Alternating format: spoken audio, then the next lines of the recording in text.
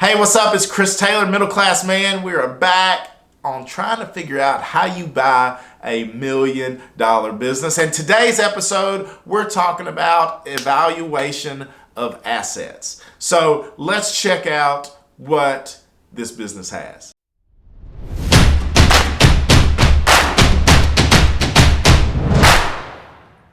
So I want to thank you for tuning in again. Today we're going to be talking about the asset portion of the evaluation, figuring out everything that this business has. Like, how does this business make money? What does it use to make money? And how are those assets valued? How much are they valued for? Those are all the things that I'm going to share with you today on how I figured out and what I evaluated. I'll show you some pictures. I didn't take any videos, but there's some pictures of some of the things that I evaluated, and I want to share that with you today. So before we go any further, if you would like this video, subscribe to this channel. It would really help out. And thank you again for just sharing this with others, for being inspired and watching these videos and being on this journey along with me. I really want to bring you along with me. I really want you to learn how I'm buying this business. So maybe you can learn some things as yourself, maybe from my mistakes or even from things that I'm doing right, that you can take along and you can do those same things in your life, whether it's buy a business or just buying an item. These are all things that we can use to evaluate different things and learn on a large scale or small scale to buy new things or old things or whatever. All right, so today we're going to be talking about this is more day 3, okay? So this one's going to be entitled Day 3. This is the day that I went to the warehouse, that I got to see what all this business had. And it was really cool. I was really taken back by how well everything was laid out, how they built this empire, I guess, over 30 years in the party rental business, and how they've kept it going. Now, the thing is that it was way off in the country. This warehouse was actually behind their house. This is where they keep everything. And I'll share with you about how all that's going to work in future episodes, about how the business is going to be structured with them having the warehouse behind their house. But they have a different office space than they do a warehouse. So we were going to the warehouse today and a storage facility that they have that has some other things. So we get to that warehouse and it's really, they just open it up and they say, hey, go look at whatever you want. So I take a couple hours and I just walk by myself and I look at different things. I look at a lot of their mechanical rides. The reason why I looked at their mechanical rides is because those are the highest price items. If you're looking at a business, if you are purchasing a business and like the most expensive thing in that business is the equipment, like you don't need to worry about the laptop, if the laptop is working or not. You don't need to worry like if the office chairs are in good condition. Who cares? You can buy new office chairs. But if the excavator or the, or whatever it is, the highest price item on the lot in the business is non-working, then that's a big deal. I mean, we're talking 50, 60, 70, 80, maybe $90,000 on one piece of equipment. If it's not working, then that's a huge chunk that you need to take off of that purchase price, because something that is not working is definitely not worth as much as it is if it is working. So that's the first thing I went after. I went after the highest price item. And this is a picture of the highest price item on the lot. It threw me for where I wanted to take it down. I wanted to open it up.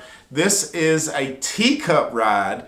And even though I get sick because I get motion sickness, I wanted to open it up and see it. It's only been rented one time. It was in pristine condition.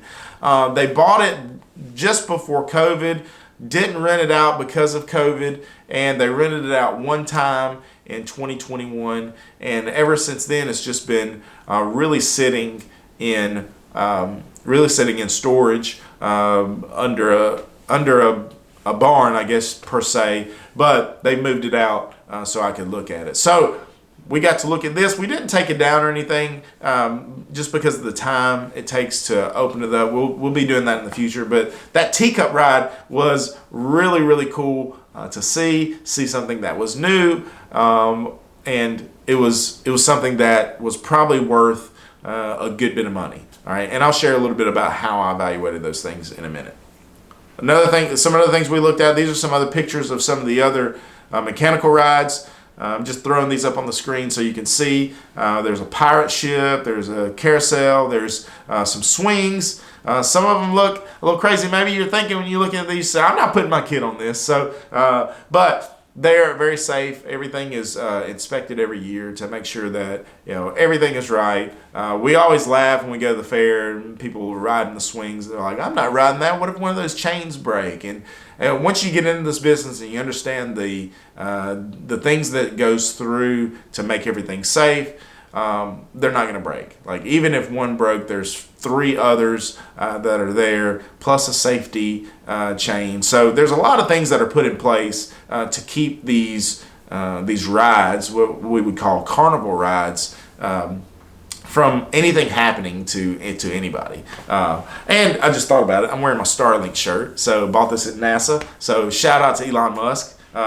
Not that I own anything else of Elon Musk's, it's just the Starlink shirt that was like way overpriced for a t-shirt, but that's it. So back to the assets. So from there on, we just walked around the property. We, meaning me, just walked around the property and looked at the different trailers they had. I was really impressed. This is a picture of 2 trailers. One houses a train. One houses a 40 by 80 tent. That is like a $40,000 tent. And I was really impressed that they had everything organized. A lot of people in this business, you'll find that everything is kind of thrown everywhere because you just kind of grow so fast you don't have the warehouse space to put it in. They didn't have the warehouse space to put some of this stuff in, so they bought enclosed trailers to keep them in. And the great thing about that is, like, if you need something, it's already loaded. It's already there on the trailer. Everything stays on the trailer and everything goes with it. So you never really lose anything by taking it on and off the trailer. I got to see a lot of their vehicles. Some of their vehicles were in a little dire shape. You see this one's got the bumper on the front's kind of falling off, but those are easy fixes. They had 4 vehicles. One of the vehicles were not there. They told me what it was. I actually saw it earlier, but I didn't get to take a picture of it. But 3 trucks, 1 box truck, and some utility trailers to haul some things around. I went inside. I got to see the inflatables. I didn't get to see the inflatables blown up. I just saw them on the shelf. But I understand inflatables because I've been in the business for a little while. So I understand like what they are and what they're worth, because I know what a 18-foot water slide is. I know how much they're going to rent for. I know, I know these things. And when you're evaluating assets, you've got to know what you're looking at. Okay? And if you don't know what you're looking at, you need to find somebody that does. All right? So there are things that I may not know about a vehicle, or there are things I may not know about a certain mechanic, a mechanical ride, or a mechanical piece of equipment. But if I don't know what it is, okay, I've got to find somebody that does. All right. Now, in this business, there wasn't anything that I didn't know the value of. I knew the roundabout value of, maybe not exact retail price at that point, but I knew the value of it. I knew the value of an 18-foot slide is around $4,000 if you were to buy it new. All right. I knew the value of that teacup ride is probably between $60,000 and $80,000, depending on who you buy it from. All right. I know that they sell that pirate ship ride for $55,000 because I was just at a show in Orlando where I met this person, and that's what they were selling the ride for, was $55,000. So, I knew what these prices were, and I was able to kind of take down some notes, go through her website, figure out what was in inventory and what was good and what was bad, what she rents, what she doesn't, and see and price those things out. So when you're evaluating these assets, the first thing you need to do is you need to put your eyes on them. All right? You've got to put your eye on the asset. Now, that can be either, even if you're distant away from a business that you're purchasing or from something that you're purchasing, you can do as simple as something as FaceTime. You can do video chat. You can do something that you can put your eye on it. I purchased a vehicle not too long. I said it was like 6 years ago. But I didn't see the vehicle. I bought it more so sight unseen, but we did a video chat and they cranked up the truck and they showed me around the truck and I purchased it off of seeing those videos.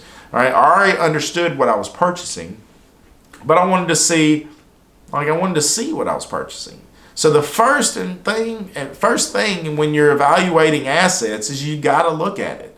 All right, you got to know what you're looking at. All right, if somebody says, "Hey, I'm selling this skid steer," and I keep on going to these these mechanical utility things or whatever you call them, skid steer. Let's just say a skid steer. You got to know that the tracks are on it. You got to know that the tires aren't flat and worn out. Okay, because that all goes into how much that asset is worth. Same thing with these party rental companies. You've got to know what these assets are worth, how old they are, how long they've been rented, how long they've had them, what type of shape they're in. So you got to put your eyes on it. So that's the first thing. The second thing is, like I said, you got to know how much they're worth. All right, you got to be able to put them in a spreadsheet, and that's what I'm talking. You got to get down dirty. You got to start typing in all these inventory items. You got to make a list of 150 things, and you got to price them all out, and you got to see how much they rent for, and you got to see how much they're worth, and you got to look, and you got to do market research. You've got to do all these things to understand what the asset is worth. If you don't, then you're not going to know what you're buying. All right, and you got to know what you're buying. Like, don't just go spend money and throw money away. Know what you're buying, because you got to know when to say yes and you got to know when to say no. All right, in this case, I'm saying yes all the way. It's great stuff. The assets look great. They have the equipment that helps this business run. One of the things, I didn't take a picture of it, but they had fuel cells on site. They had a 500-gallon gasoline tank and a 300-gallon diesel tank. I don't have to go to the gas station. It's amazing. Like, you just fill up on site. And I wish I just had that at home. So maybe I'll move it home. But it was really cool to see those things. They've got things in place. They've got all the electrical hookups in place, so we're not blowing breakers, and we can plug up everything when we're cleaning it. They've got the tents. They've got the dollies. They've got a forklift. They've got all these things in place, so it's just turnkey. All right, so when I'm evaluating these assets, one, I'm looking at what it is. I'm putting my eyes on it. I'm figuring out, if this is good or bad.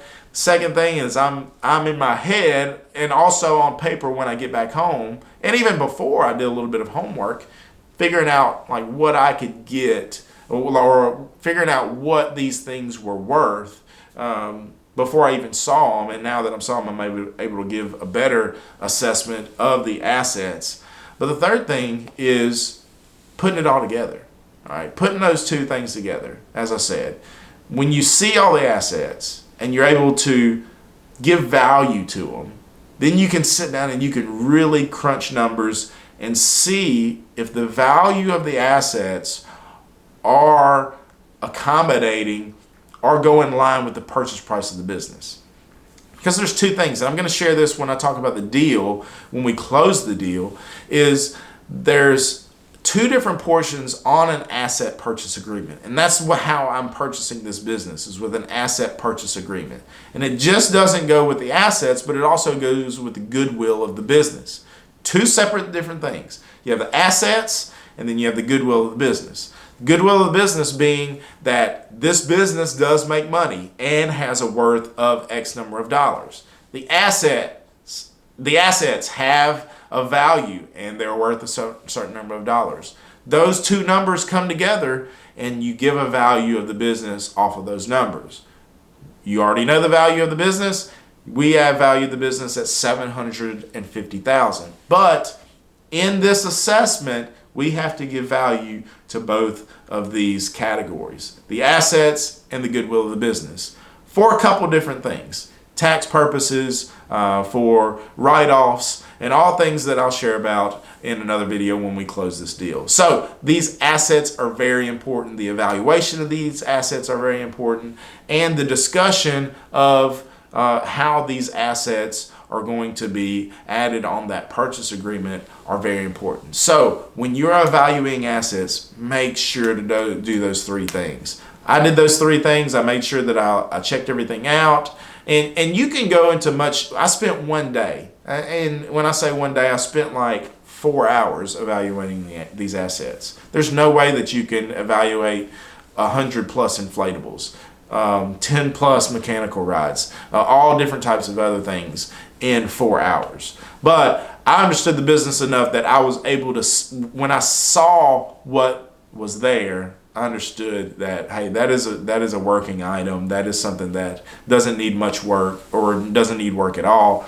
And these assets are worth X number of dollars. So do those things. Day 3 took us through some great things at the warehouse. We got to see some self-storage things that they had in. They actually have a self-storage that they have built and they use to store some other things. So I found some things in there that I could actually sell and liquidate. And we'll talk about liquidation maybe later on in the series as I gain the business and things like that. We'll see how that comes about, liquidating some of the stuff that's broken, doesn't need to be there. We got to see some of those things that were not in inventory, has not been rented for a while, things that are just there that they don't even use. So that's a good thing about buying a business with a lot of stuff, is there's some stuff that you don't need and you can kind of get rid of to kind of clean up the place. So day 3 was great. We got to see some assets and we got to evaluate what this business had. And I'll have to tell you, it's got a lot. So keep on tuning in. We're going to be talking about the deal, closing this deal in the next couple episodes, and how we're going about closing this deal. I'll share with you about what me and my CPA talked about, how those taxes and the tax breaks and blah, blah, blah, and all that stuff. So keep on tuning in. Like and subscribe to this channel. Like this video. Share it with a friend. Thank you so much. And we'll see you very, very soon. Middle Class Man, peace out. Thank you for watching. See you.